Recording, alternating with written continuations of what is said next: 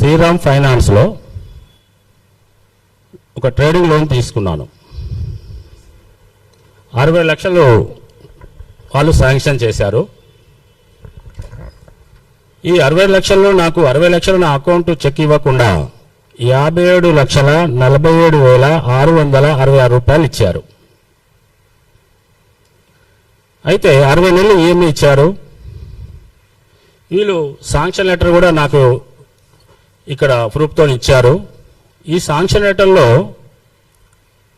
Loan amount అని 60,000, process fee అని 14,600, free EMI interest 36,000 అని, డాక్యుమెంట్ స్టాంప్ ఛార్జెస్ అని 3,000, రేట్ ఆఫ్ ఇంట్రెస్ట్ 26.46%గా ఇంట్రెస్ట్ చేశారు.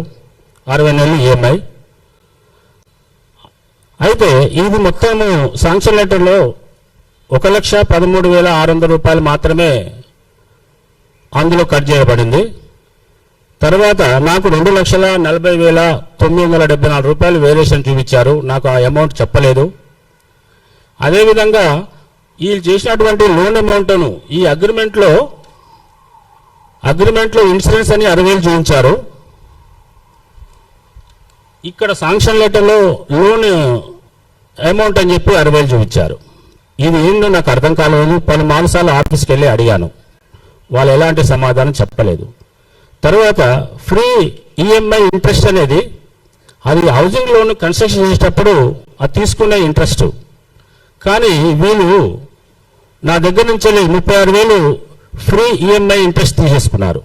నేను ఈ 96,000 రూపాయలు ఈ చెక్లో, అంటే నాకు ఇచ్చిన చెక్లో నాకు రావాల్సిన ఇంకా 3,36,774 రూపాయలు నాకు రావాలి. నాకు ఇన్సూరెన్స్ కల్పిస్తానని చెప్పి వాళ్ళు నాకు ఇన్సూరెన్స్ పేపర్ కూడా ఇవ్వలేదు. ఎన్నోసార్లు వాళ్ళ ఆఫీస్కి వెళ్ళి తిరిగి అడగడం జరిగింది. అయినా కూడా వాళ్ళు ఇవ్వలేదు. ఈ 60 నెలల్లో నాకేమైనా జరిగితే నా ఫ్యామిలీ అందరూ ఇబ్బంది పడేవారు, రోడ్డు మీద పడేవారు. అదేవిధంగా మొదట నాకు 60 నెలలు టెన్యూర్ పెంచి తరువాత నాకు వితౌట్ కన్సల్ట్ తెలియకుండా 8 నెలలు పెంచారు. ఇదేంటి నాకు 8 నెలలు పెంచారని అడిగితే ఇది వాళ్ళ ఎవరి దగ్గర ఆన్సర్ లేదు. అదేవిధంగా మళ్ళీ రెండోసారి 18 నెలలు పెంచారు టెన్యూర్. అది కూడా ఫర్ మంత్ ఈఎంఐ 1,82,500 రూపాయలు. ఇదేమని చెప్పేసి వాళ్ళ అధికారులతో వాళ్ళ యొక్క ఆఫీస్కి వెళ్ళి అడిగితే ఎవ్వరు కూడా సమాధానం చెప్పడానికి ముందుకు రాలేదు. మాకు తెలియదు, పైన అడగాలి, ఇది అడగాలి, అది అడగాలి అని చెప్పి నన్ను టైంపాస్ చేస్తున్నారు. ఈ విధంగా నన్ను ఎంత ఇబ్బందికి గురి చేస్తున్నారంటే, అదేవిధంగా 16/4/2025 నాడు 4,50,000 ఒక చెక్ నెంబర్ ఇచ్చాను. చెక్ నెంబర్ 3 హెచ్డిఎఫ్సి బ్యాంకు 4,50,000 రూపాయలు పేమెంట్ చేశాను. అది వాళ్ళ స్టేట్మెంట్లో చూపించట్లేదు. వాళ్ళు ఇప్పుడు నన్ను 62,39,744 రూపాయలు కట్టమని చెప్పేసి నన్ను ఇబ్బంది పెడుతున్నారు. వాళ్ళు పెంచినటువంటి 18 నెలలు 1,82,500 అవి ప్లస్ అవి కలుపుకొని వాళ్ళు ఇచ్చిన స్టేట్మెంట్లో ఒరిజినల్ స్టేట్మెంట్ అంట 49,50,000 ఇంట్రెస్ట్ కట్టమని చెప్పేసి నన్ను హరాస్మెంట్ చేస్తున్నారు. ఈ విధంగా నాకు ఫస్ట్లో 60 లక్షల లోను ట్రేడింగ్ లోన్ ఇప్పించేటప్పుడు అక్కడ ఉన్నటువంటి బ్రాంచ్ మేనేజర్ అంజిరెడ్డి గారు తన బైహ్యాండ్గా 3 లక్షల రూపాయలు లంచంగా తీసుకొని నాకు లోన్ శాంక్షన్ చేశారు. అదేవిధంగా ఫోన్పే కూడా చేశాను. 10,000 బెదిరిస్తే నాకు అమౌంట్ ఇవ్వని చెప్పి అది చేశాను.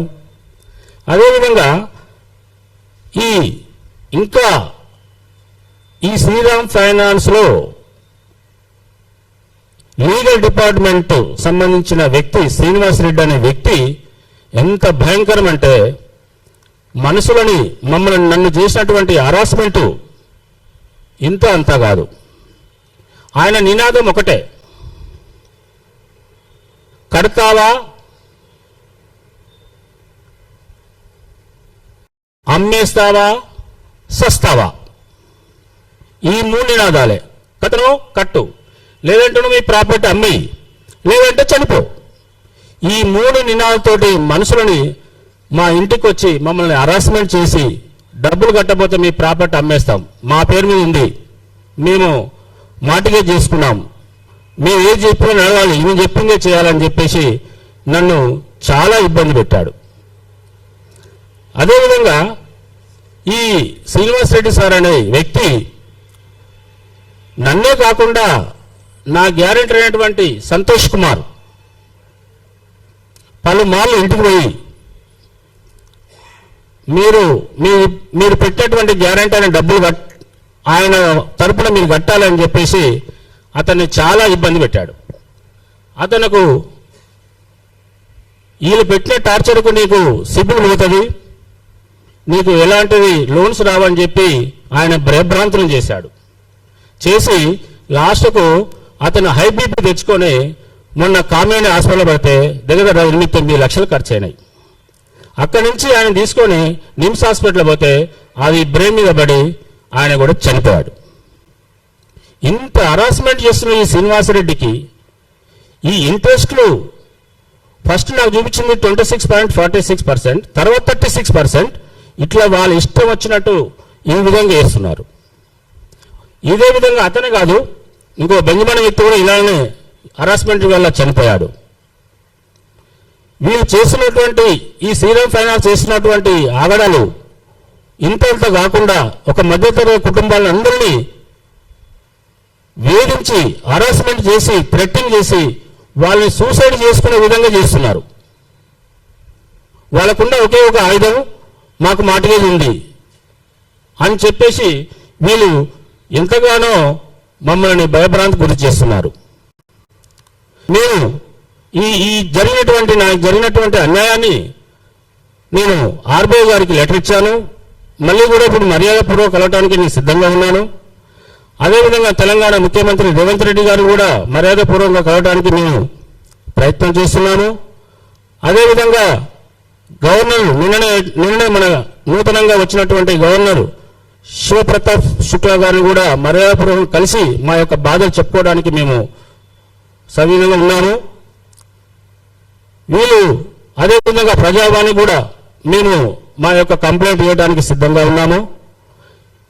నేనే కాదు, ఇక్కడ ఈ తెలంగాణలో జరుగుతున్నటువంటి ఇంకా చాలా మంది అమాయకులు తెలియని వాళ్ళు ఈ లోన్ల మీద అధిక వడ్డీ వేసి వాళ్ళని సూసైడ్ చేసుకోవడానికి ప్రయత్నం చేస్తున్నారు.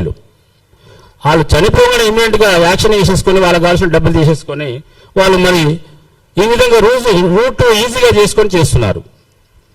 కాబట్టి మిత్రులారా, మనకు జరిగిన అన్యాయాన్ని పై అధికారులకు, పై ప్రభుత్వాలకు, ఆర్బీఐ వాళ్ళకు మనం తెలియజేయాల్సిన బాధ్యత మనకుంది. ఈరోజు ఈ ప్రెస్ మీట్లో నాకు మీరందరూ మీడియా వాళ్ళు సహకరించినందుకు పేరు పేరున ధన్యవాదాలు.